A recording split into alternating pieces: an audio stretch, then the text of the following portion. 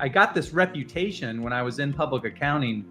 When you have this complicated tax issue, go see David. But I got this reputation of if you needed anything solved in Microsoft Excel, like with spreadsheet, you were to go find David Hern. And so I just got this reputation. And to me, it was kind of God's way of showing, hey, dummy, I've been telling you the whole time, this fork in the road, accounting versus finance, you should have chose finance. And so it took me a lot longer to wake up to that than most people. These are the things that you don't know when you are changing your track, when you are getting to your favorite things. And sometimes your favorite things aren't your favorite. But at the end, it creates a transferable skills. That's the point. There's always two parties on opposite sides of each other. Usually these two parties are opposed in terms of value direction. Usually inherently one side is skewing to the low and the other side is skewing to the high. So the example I'll always give people is usually like with, the IRS or some kind of taxing authority. Usually that authority might skew high because they have tax dollars they're trying to collect, and the business owner may skew low in that example.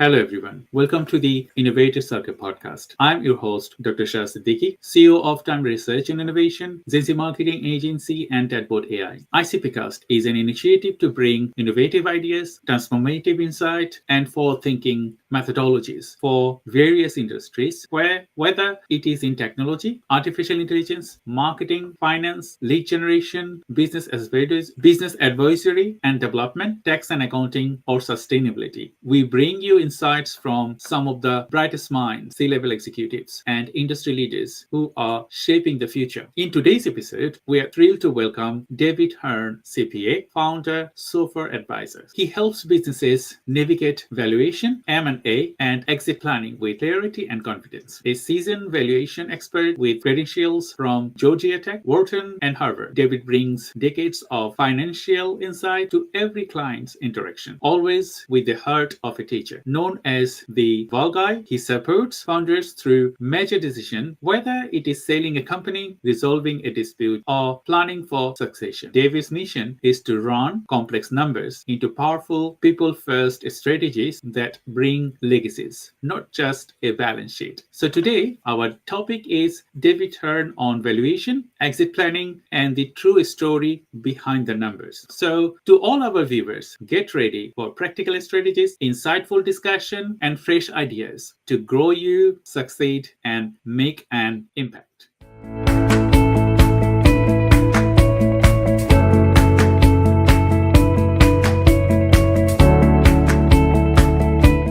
Hello, David. How are you today? Better than I deserve. How are you? I'm fine, thank you. Thank you very much for joining today's Innovator Circle podcast. As you know, that it is designed to discuss a specific methodology from end to end. We're going to be covering 12 individual questions, and as well as we're going to be touching some personal things that you wanted to share with our viewers. We have different type of viewers in our channels, and most of them are entrepreneurs, and they wanted to learn from the industry experts. So thank you for coming and sharing your thoughts. As you know that we're going to be asking you different type of questions. So Thomas, my first question to you, can you please provide a brief overview of your business and share what inspired you to enter through the field? Sure, I'd be happy to. And thank you for having me on. I really appreciate it. So I got into this, I was directly exposed to this type of work as quite a young man. I was at university at Georgia Tech, and I was really actually trying to break into public accounting at the time.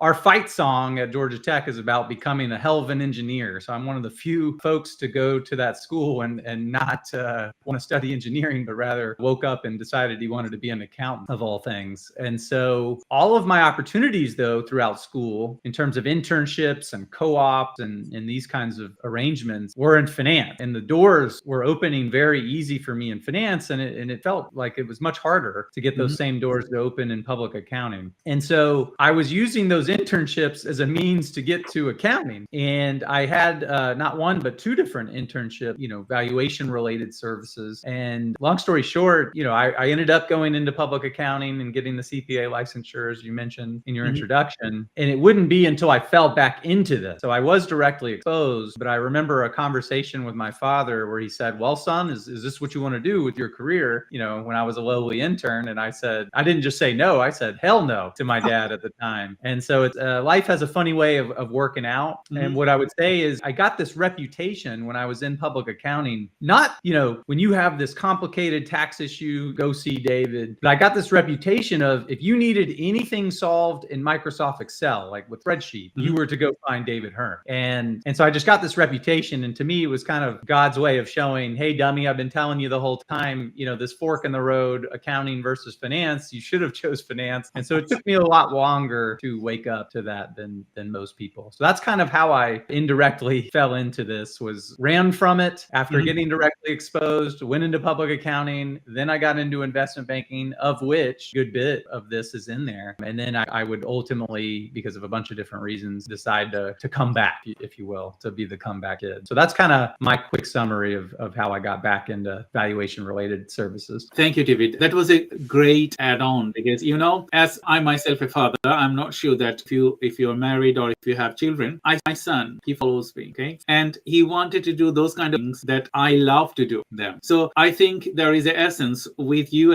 and with your story with your father that it's just like a different attachment. Can you tell me a bit more, although this is not a related questions, but I wanted to know a bit more about your father, like, okay, why he influenced you or maybe given you some direction to get to this point? So I don't know that he necessarily influenced, at the time he obviously wanted me to find something that I could be passionate about and that would lead to opportunities for me that would give my future children and his future grandchildren, right, opportunities that, he didn't get and his father didn't get and so forth. So I think innately my dad really was just most concerned with wanting to make sure that his son was continuing that lifelong learning aspect that's important in our family and that would land somewhere and would develop a good career that would provide stable, financial footing and being rewarding, and that I would enjoy it. And so if anything, I think my father may have pressured me to maybe go a different route in finance because of the monetary resource. So because I do remember we had a bit of a debate on whether I should go into public accounting or not, but I felt like it would have been much easier to go, if you got the CPA license, it was much easier to pivot into finance than it would be if you got the CFA and then tried to pivot to become an accountant later. So I felt like, if anything, even if I didn't end up with staying in the CPA world, it will give me the kind of base knowledge I would need to be successful in finance. And that is ultimately what proved to be true. And a big reason why I left public accounting was it's very backward looking. I mean, you're spending most of your day reporting things that happened in the past. I liken it to driving a vehicle. Usually you don't last very long if you're just staring in the rear view mirror. You're looking at the wrong place. You're supposed to be looking out the windshield. Whereas finance, for me, where it's much more future oriented, much more about things to come and projections and these kinds of things. That's why I think it ended up being a much better fit for me long term than public accounting was at the time. Thank you, David. It was a pleasure to talking to you. And we decide what we wanted to be when we are younger, and then the track changes. When I was younger, like on my college age, I was in pure science, mathematics, physics, chemistry, biology, and this kind of thing. And then my situation changed, my thinking changed, and I wanted to be a filmmaker. Okay, so I came to the UK to do my film degree, and then after a couple of years I had a brain tumor surgery, and I realized after my surgery that I cannot hold or carry heavy stuff and my eyes blurry. So what I did, I transformed that filmmaking degree to system engineering, studio production, and all other things to work on specifically brain work rather than front work. So these are the things that you don't know when you are changing your track, when you are getting to your favorite things. And and sometimes your favorite things aren't your favorite. But at the end, it creates a transferable skills. That's the point. So within our network, we talk about transferable skills. Doesn't matter you did something in your early career, some things that you are expert of, but rather you change your career. But everything that you combined at a stage, you could be proud of yourself because you can use that skills to do different things. Thank you very much for adding this valuable insight to our audience. And to everyone, you're watching ICPcast. I'm Dr. Siddiqui, and I have David Hern, CPA, Sofer Advisors. So my next question, could you please discuss the key issues in your industry and explain how your efforts making a difference for your clients and collaborators? Sure, I'd be happy to. So I'll start in reverse for those two components. And this is a big reason what attracted me to this field was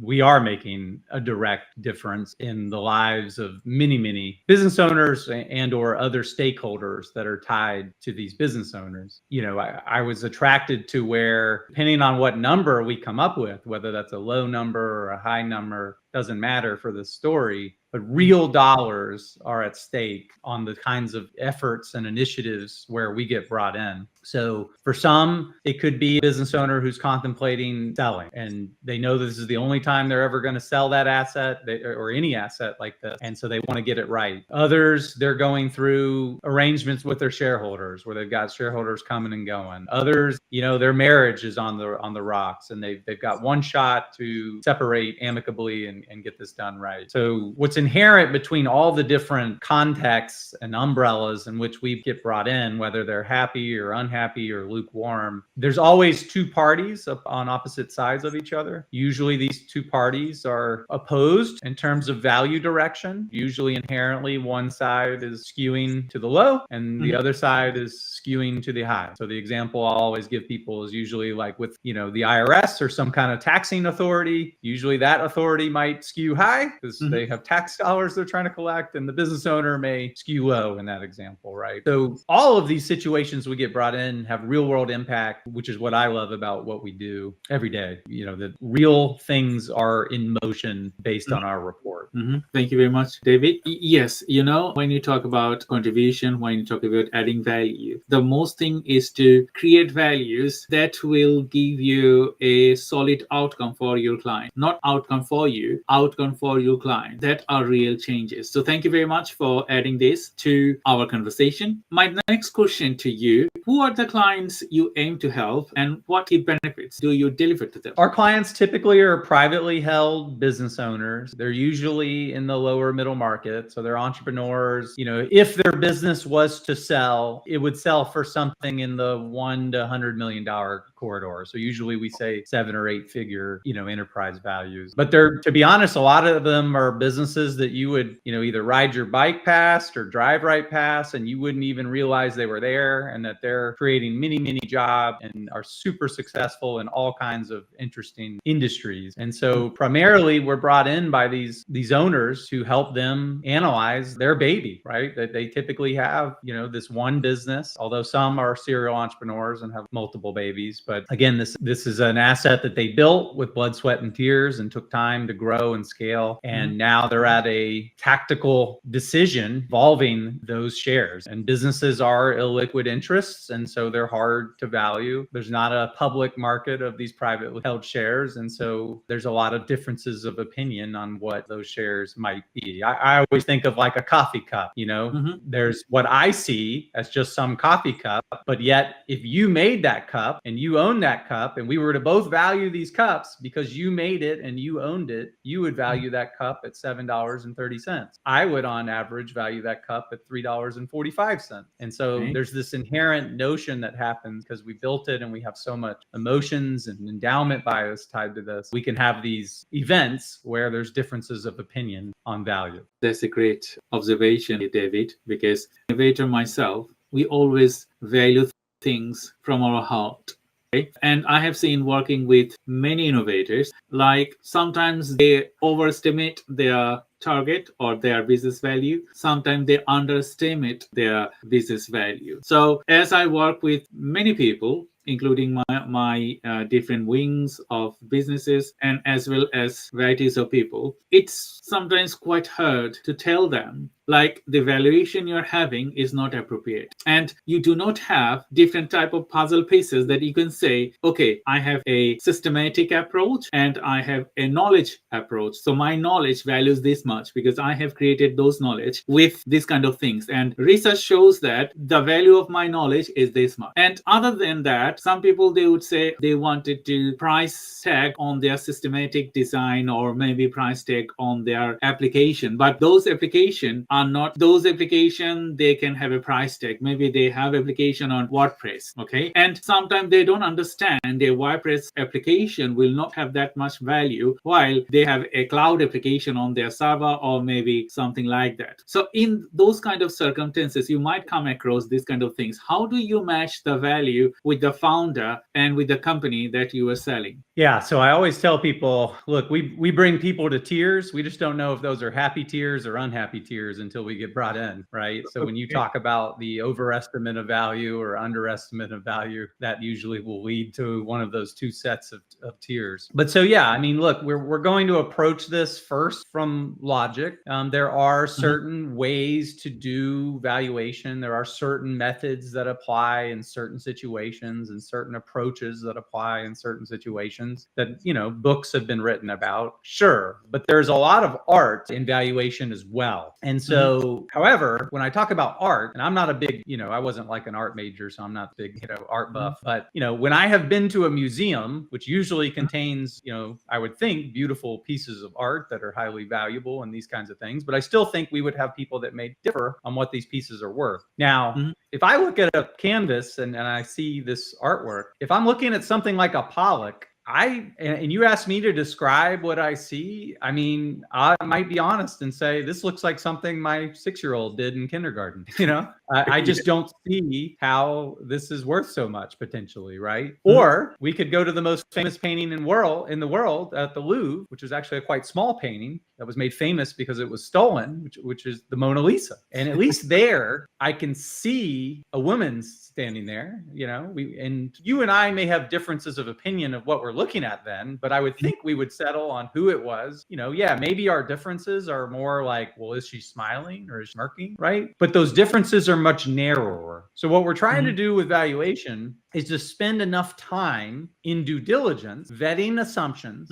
in order for you and me to look at the same painting. Yes, we will still have differences, but we want it to be the realism art painting, like the Mona Lisa, where, you know, yes, we have differences, but they're much smaller and much more minor, right? Whereas if we have valuation differences that are more like the Pollock, we're just never going to get there.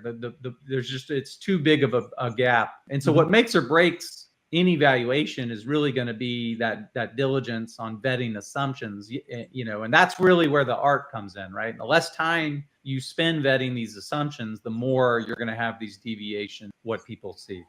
I just have another question to ask you, because I came across this kind of situation quite often. Like, okay, you don't have a system. So when you evaluate a company, do you ask them, okay, I think that we cannot sell your company right now, but if you tweak these bits, if you do work maybe a year or so on, we can rethink to evaluate your company and get a higher price tag. Do you do like that way? Or you just, if someone is wanted to sell their company, you just evaluate them and sell their company? So I really appreciate you asking this question, because this gets to the undertone of of really the true thing that matters. So most often someone will come to us with any situation, not just your sales story, but any situation, and they will first come at it with a tactical need, and we're going to need to do the latter of what you said first, which is just, what's the score? I call them scoreboard moments. You know, am I winning or am I losing, so I can make this immediate decision in front of me? So let's assume for a minute that the answer is the losing score. It's the unhappy tears. And so we're not going to get the millions of dollars we thought, and we're not going to get the yacht and whatever, you know. Okay. But this is when we try and get clients to now shift from viewing valuation as merely this once in a while tactical tool to answer these scoreboard moments, right? Like, should I sell because there's someone in front of me off? Then we get into what you hit on, which is brilliant, which is, instead instead of tactical, it's strategic. Instead of a scoreboard now, it's a roadmap, right? Which is how can we use this technology, this tool, this know-how and valuation to now go where we want to go. We told you you're worth 5 million, but you want to be 10. That is when you make a major mindset shift and start using valuation no longer as a once in a while tool, but now a vital North Star type technique or KPI measure that now then becomes part of your processes. Everybody looks at financials on some cadence. They should be looking at their enterprise value on some cadence in order to start doing the things you're talking about, which is what can we change in what order to add the most amount of valuation and enterprise value, which means transferable value, meaning someone will pay you more based on making these changes. So that's really where the fun begins, is when we can get clients. Yes, we'll help them answer that tactical need, but then what do we do next, right? How can we get more people to want you? How can we get those offers higher? That's really when valuation gets fun to me, and helping owners think through the risks in their business and how they can start to address those risks in order to create that value. That's a great answer. I love this. I love this answer because, when you work with different type of people, they think, okay, they are the best. Their systems are best. Yes, I understand that every founder, every CEO, yes, they are best. That's fine. But what if it is not best that you think? So it's better to talk to a person like you, like, okay, I think that this is best, but on your examination, the way you say it, the scoreboard, if this business is score up, middle, or low? You need to see that. And then based on that, you change your tactics, maybe change your decision, not selling it right now, working with you, and sell it a little bit later when you think that you change the scorecard from lower to middle or maybe higher. And I think that is the right way to do. But sometimes, you find different type of customer, they don't want to wait, and they wanted to sell it very quick, and they don't want it to earn based on their brain or investment. They just wanted to exit. So we're going to be talking more about that. Thank you very much, David, for your contribution today. Can I add 2 quick anecdotes based on that? Yes. So the first is more an analogy. And let's say we focused, instead of like your value, of your company, let's talk about like your health, right? Which may be another score, now on the personal side instead of the business. Where would someone turn to? Where might they begin? Most people might finally awaken to be saying, hey, you should probably go to a doctor, And so what happens when they do that? Well, if it's the first time I've ever seen you and I'm your primary care physician, and it's the first time you've ever been to me, right? We need to run tests. We need to do an executive level physical. We need to establish a baseline. And like you said, is it red, is it yellow, or is it green right now? And so we're going to run all kinds of tests on you, on all different aspects of you. And that is now going to give us the framework to begin the fun, which is you're telling me you want to improve this, right? You want to go from the red to the yellow with eventually the goal to get to the green, right? Well, you're going to go make changes based on our discussions. And then what are we going to do? We're going to remeasure you in a year. You're going to come back for an update. We're going to see in the blood and in your gut, did the things you changed lead to health improvement? It's the same with the valuation. We got to do an initial, okay? We got to establish the score, but then let's make the changes and let's see what happens in a year. The only other thing I wanted to point out when you mentioned about the rushing at the end kind of thing and be done, it kind of reminds me, both myself and anyone else that's like me, who hates packing when it comes to traveling. It doesn't matter if I'm traveling for work. It doesn't matter if I'm traveling for fun. I will literally wait until almost the last minute to where Waze is telling me you need to leave the house right now to get to the airport, or you're not going to make it. Then I start to think about packing and I rush and I just shove things in a bag. That is how most owners treat exit planning, which is they don't think about it until they absolutely have to, and they extremely rush at the end. Some of them will make it to their destination, but I promise you they're going to make it there high stress. It wasn't efficient. They probably didn't have everything. I can't tell you how many times I get somewhere and I'm like, oh crud, I forgot a belt and now I got to go buy a belt. I've forgotten shoes before. I had to go do that in Austin, Texas.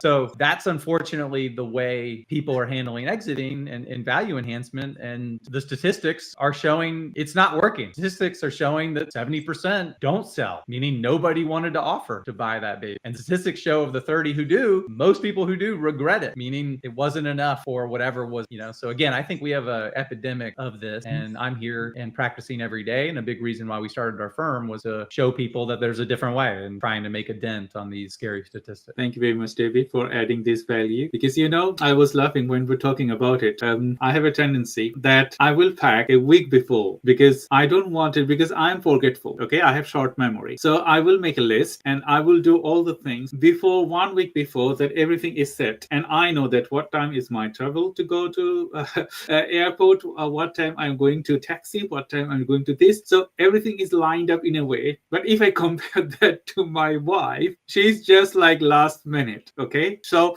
what she will do, sometimes she will forget her medication, sometimes she forget these things and that things. I said, okay, you see, I have everything, but you didn't pack it well. So you're going to be ending up not having those things with you. I can also see my brother-in-law, similar way. They will miss the train or miss the plane because they didn't plan ahead. So thank you for adding this, because I think most of the leaders in SME sector or in growth sector, it doesn't matter which sector you are in, they don't think strategically. Like, okay, they have a business, maybe they have huge amount of money, they wanted to invest it, and then that doesn't bother if they are losing or winning. That's not a race for them. But there are some founders, they think strategically, okay, to get to one stage to the next, that what are the valuation, how they can increase the valuation, talk to different people and make it happen at the right time, at the right way. Thank you. I just wanted to ask my next question to you. It's getting interesting. What makes your approach unique to helping clients achieving these outcomes? Sure. So one of the ways that make us unique on this is the world I came from is predominantly measuring themselves on a billable hour model, meaning every employee is tracking their time when they're working on client work and when they're working on non-client work. The firms view profitability where the project only took so many hours, basically, right? And if it took longer, then that per project profitability goes down, right? So the quicker you can get it done, more profit. But when you start going that route, and you rewarded people that way, it leads to change. And so what happens are people rush. And I know with my own children, they make mistakes when they rush. They don't tend to make as many when they don't. So that's the first thing. The second is, if this is really about, to truly get to the accuracy, and I'm going to buy your business, I'm going to spend a lot of time to make sure I am not making a huge financial mistake, and vice versa on the other side, right? And so it's all about time, and the more time we can spend, the better. But if that's not how you're tracking yourself, right? Because it's the inverse, right? If I do that, you're not making any money, right? And so we decided to, rather than make the billable hour the top, KPI measure for our people, we threw that at, it's much lower on our scoring, because we need to spend ample time. We need to ask questions that have nothing to do with the valuation at hand, so we can continue to add value to that client. Like, I may not need to know if you are, in a happy marriage to value that manufacturing company. However, I'm missing an opportunity to connect you to a family law attorney if you are having trouble, right? I'm missing an opportunity to enhance yourself, your family, and your business, right? And so for us, our competitive advantage is that we do have these lower than industry standard per project profit margins, because we're willing to spend more time in order to get rid of this potential garbage in, garbage out dynamic that a lot of these other firms have, because they're just viewing it as volume. I've got to churn these out. I'm on to the next. So they really don't get to know the business in such a way that in 2 years or 3 years, when that valuation is stress tested, often that valuation is very different from what the valuation that actually happened. And then the client realizes they got what they paid for. And that's the sad thing, is they don't find that out until much later, when the valuations are stress tested by the IRS or by a buyer or whoever. That's a great explanation, David. And I think all our viewers, they will like and wanted to hear more from you. So my next question before we go to our break, are partnerships part of your business model? And from your partnership perspective, what benefits make you an ideal collaborator? So if I understood the question correctly about our partnerships part of our practice, I believe the answer is yes. But again, it depends on how you mean this question. We're not a giant firm. We don't have 60 offices and 90 services and all this. And I don't want to be that. But what that means is I need to have, rather than direct solid lines to different business units within my Sofer Advisors entity, I need to have lots of dashed lines between different people and different logos. And so I have many, many dashed lines, informal lines between our company and other companies, which I would take to mean that I have these partnerships from legal to accounting to financial services to insurance to, coaching and so forth. So when we finally have that first inception valuation done, when the client now has been educated, not just on what their value is, but now is starting to make this mindset shift of using enterprise value as their North Star, now we can start to say, okay, what areas in this business need to be improved? And there's going to be certain areas that our firm, can do, but then there's going to be plenty that we can't. And so we need to have best of breed partnerships. For example, if we realize that your firm has a lot of IT concerns, then we're going to get you in front of, an MSP or a CISO or somebody to come in and clean up your IT infrastructure, right? Which again, is not going to be me, even though I did go to Georgia Tech, but again, I'm an accounting and finance guy. So, I've got to have these partnerships so we can bring best of breed logos in front of you to enhance different aspects of your baby. So again, when we get to the rest of the world, they see what we all see. Thank you very much, David. Thank you very much for your contribution today. So to all the viewers, we're going to go for a small break now, and we're going to be right back. I'm Dr. Shah Siddiqui, and I have David Hern, CPA, founder, Sofer Advisors. So for now, we're taking a brief break before diving into some fantastic insights. Stay tuned. We will be right back.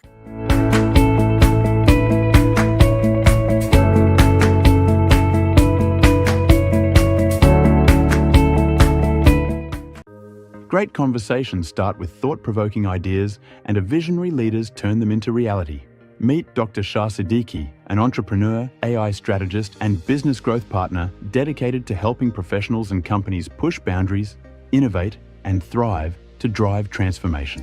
Did you know that 92% of executives consider digital transformation and AI adaptation are essential for staying competitive in today's market? Furthermore, companies that use data-driven insights for decision-making also see a 23% boost in profitability compared to those that don't. Through ICPcast, we bring together the brightest minds in AI, business, finance, marketing, and other tentative fields to deliver strategies that drive measurable success.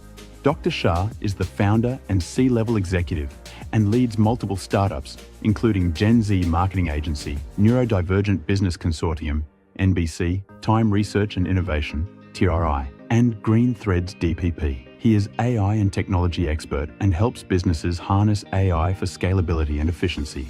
He is a sales and business growth strategist and the creator of the Sales Funnel Accelerator, SFA program, to guide C-suite executives to maximize conversions and revenue. You might be surprised to learn innovation isn't just about your ideas.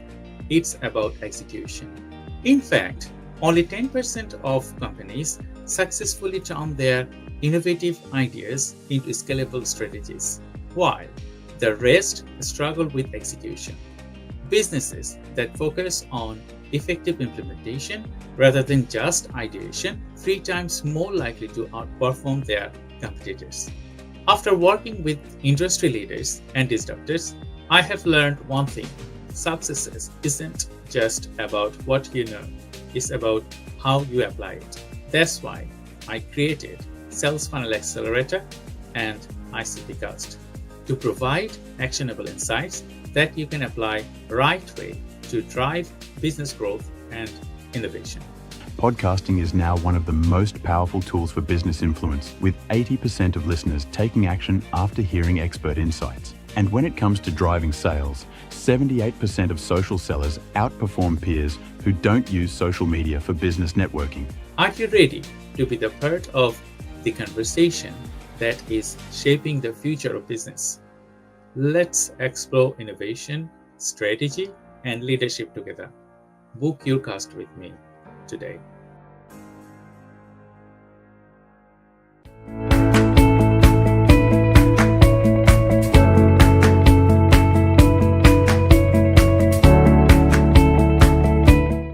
Hello, everyone. Welcome back to ICPcast. And I'm Dr. Shah Siddiqui, and I have David Hern, CPA, founder, Sofer Advisors. We got some exciting insights coming up. So stay with us as we dive deeper into the world of finance, technology, innovation. Let's get started. So David, thank you very much once again for your contribution today. And I know that the viewers, they're going to love this podcast when we start broadcasting it to our social channels, YouTube's, and social media. So my next question, are there any misconceptions about your industry that you wanted to share with our viewers and clarify? I mean, I've kind of hit on a big part of it. You know, sometimes you'll hear people say there's no science or it's all art and all this. And again, it's both. There is science. There are only certain answers on certain things. But yes, there is art too. But again, if we spend enough time looking at the facts, we should start to see the same picture, or at least the same direction of the picture. We may not get to the exact same dollar amount. And then again, I think the other big misconception is that this is just that once in a while thing you do every 10 years when there's this major event. And it's like, no, this is something that you should be doing regardless of any current and or future need from a strategic standpoint. So I think that is the biggest misconception, is this is just a tactical tool to be used once in a while, and we're missing major opportunities for that strategic roadmap level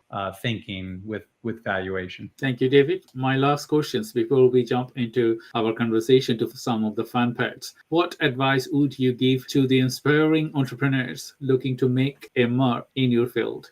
This won't be that unique. You know, right before I had gone into the entrepreneurial path, a book that was recommended to me was The E-Myth by Michael Gerber. And it was spot on. I mean, your first year, you're wearing so many hats, from, the operator hat to your manager hat to your entrepreneur hat. And you've kind of got to do it all. It makes me think of the picture with the stick and the twirling the glass plates, and yet you're wearing 6 hats at the same time. And that is what entrepreneurship's gonna feel like, if not your first year, certainly in the not too distant future. And I think leaders are readers, and so I would encourage any entrepreneur to read around these topics. I would encourage them to listen to podcasts like yours and others that are sharing people's journeys. I think if they can interview those that have gone ahead and done this maybe 10 or 20 years before them, I think a lot of people are willing to help and share their stories on if only they knew then what they know now, what things they would have done differently. I think that saves people time. And then lastly, I wish I had joined some kind of mastermind group, being around other entrepreneurs on a constant basis. It's invaluable to have these safe places of entrepreneurs to where you can be really vulnerable on issues you're facing, struggles you're facing, because unfortunately having that title can be a very lonely spot. And a lot of your friends and family you can't turn to understand and empathize with certain things you're going through. And so I think it's instrumental to have that community, whether that's EO or Vistage or these kinds of networks. And I'd be happy to connect any of your listeners to those kinds of circles to help get them in a forum, in a safe place. Thank you very much, David. It was a great pleasure talking to you. Now is the fun part. So I'm going to ask you some questions. You might feel uncomfortable. That doesn't matter really. It's just for fun. Name a food that you hate to eat, but sometimes you eat them. So a food that I hate to eat, yet sometimes still eat it. It's interesting. As I've gotten older, all the foods that I used to hate, it's like my taste buds have changed a lot. And all of a sudden it's like, oh, I love these things now. Okay. But what I'll say is, when I do find something that I don't enjoy, a lot of times I can blend it. Meaning I have a fruit smoothie, and the fruit is so powerful, it can kind of overcome the taste of whatever that is, whether that was kale or a date or whatever. And so I've found that when I do have something that's maybe of the healthier caliber that I don't enjoy, if I just throw it into this cocktail of a fruit smoothie, with a lot of blueberries or other berries, then, I'm quote unquote eating it and still getting the benefits without, maybe looking like my children who just ate broccoli kind of thing. So, but for me, it would be something like that, like a kale or a date or some other vegetable type food in which, I'll just throw into a smoothie instead of eating it by itself. When you become lazy, what you mostly do? When I become lazy, what what do I most do? So that's a difficult one for me because I'm one of these people who on vacation doesn't just sit there in the sun by the beach. I have to be moving like at all times. So when I start feel lazy, I start to get stressed and I start like moving. Like I have to move around and walk around and pace around. So I don't, it's kind of I think my wife would laugh at that question because I'm like the furthest thing from being lazy. I'm always looking to, be doing something with my time. And that's, again, that's a negative is I don't get to rest or enjoy the view of the summit. I hike up the 14,000 footer and rather than soaking in the view that I just earned, I'm looking at those mountains that are out in that view, thinking about that next challenge, which, is good and bad, but that would be my answer. I don't know that I inherently have I take with you what you're coming across because I can't take rest. That's not on my blood. Similar, if I have to do something all the time, even if I go for holiday is not for my, it doesn't matter really if I go for holiday, I have to do work. I cannot take rest. Something has to be always steering me to do something. And my wife, she will say, okay, you are on holiday and you are doing this. I said, I cannot stop. That's who I am. I cannot change it, but spend time maybe differently. So when I am bored, I go to do different work. Like I do woodwork, I do gardening, I do lots of other things. So if I'm in holiday, I will find something that is related to holiday, but totally not capturing my time in the other ways. But anyway, thank you very much for sharing this. My next questions, if I give you £1 million, what would you do with that money? If you gave me £1 million, what would I do with that money? Well, I've never been blessed to have anything close to that type of windfall in my career. And given where I am in life now, I think honestly, I would probably take half of that money and potentially use that for a software as a service startup idea that I have. So I might use some of it for seed capital for an idea. It's an idea that I will regret if I don't at least try. I'd rather fail than not do it. And, I don't think I could live with myself otherwise. So I would use half of it for that. And I would probably honestly give the other half away because, again, I just feel like I'm at a place where I've already been given so much. And so I feel like there are probably others who may need it more. And I would love to impact somebody and see that impact the way people had impacted me and maybe don't realize that they had impacted me in such a way. So I would love to, bless somebody else. Thank you, David. I don't have any question anymore. So it was a great pleasure to talking to you. At the end, I just asked my guests to give some tips to the audience. What would you give it to them from this conversation? Yeah, no, I very much appreciate being invited to your podcast. Thank you again. As far as takeaways, the first is, valuation is an art and a science. It's not just a tactical tool. It is also a strategic planning tool, but it's not just use it as, telling us our score, but let's also use it as that roadmap of where we want to get to, right? We want to tell your unique story through the numbers, but we want that story to be a non-fictional story that the rest of the world also sees and does not see fiction. And if we can do that, as well as understanding that you are not the only stakeholder that needs to get this right, that we need to do this not just for you and your loved ones, but there's so many other stakeholders counting on you to do this right. And I think if we can adapt those two big shifts, that stakeholder view with that valuation North Star KPI view, then I think we are well on our way to achieving our life's work. Thank you, David. And thank you, everyone, for joining today's Innovator Circle podcast. We hope today's conversation with David Hern, CPA, founder, Sofer Advisors, have sparked some fresh ideas and provided valuable insights to elevate your business strategies. If you wanted to have a business exit or you wanted to grow your business to a stage that can be beneficial for you, your company, your employee, and the community. So thank you, David, for your contribution today. And I will ask and request to all our viewers, please subscribe to our newsletters,